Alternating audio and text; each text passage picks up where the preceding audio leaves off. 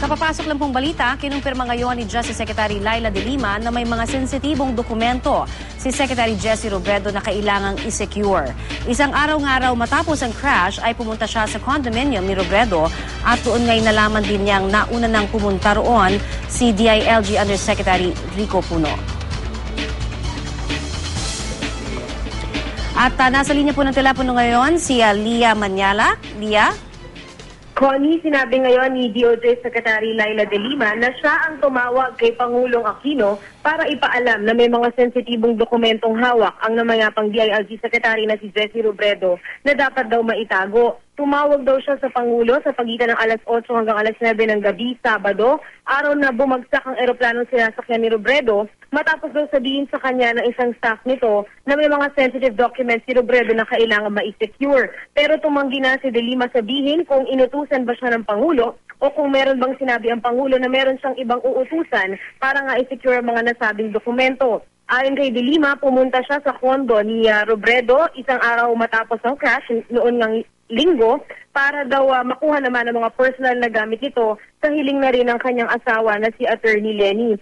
Ayon kay De Lima, wala raw siyang nakuha ni isang dokumento mula sa opisina ni Robredo dahil wala siya sa posisyon para itago ang mga ito. Sa halip ay sinelyuhan lamang daw niya ang mga nakita niyang papeles doon at mga dokumento para nga matiyak na walang makakagalaw nito. Tinanong natin si Secretary De Lima kung sa pagkakaalam niya kamusta ang relasyon ni Robredo kaya Undersecretary Puno. Ang sagot lamang nito ay hindi raw niya masasabi at wala raw siyang magiging komento. Bukas daw si De Lima sa sinasabing gagawing investigasyon ng Senado kaugnay sa pagpunta ni Yusek Puno sa kondo ni Robredo. Pero giit niya, wala raw silang itinatago at nagsimula lamang daw ang lahat ng ito dahil sa pagpapaalala niya sa Pangulo na may mga dokumentong hawak si Robredo na kailangang itago. Connie?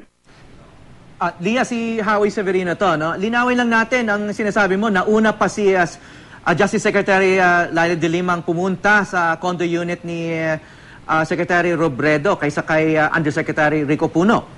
Hindi, Howie. Actually, nauna daw sa kanya si Yusek Puno. Pumunta kasi doon si Secretary De Lima, linggo na ng hapon. That's a day after the plane crash. Nung pumunta raw siya doon, sinabi raw sa kanya ng isang staff ni Secretary Robredo na dumaan na rin daw doon si Yusek Puno.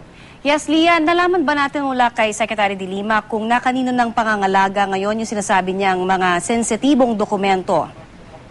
Ayon dito kay Secretary De Lima ay hindi raw niya dinala itong mga documents na ito pero ibinilin daw niya kay Executive Secretary Jojo Ochoa na i-secure, kunin doon sa mga opisina at sa bahay yung mga dokumento at kailangan doon ma-inventory yung mga iyon oras na makabalik yung lahat ng staff ni Secretary Robredo mula sa Naga. Alright, maraming salamat sa iyo, Lia Manyala.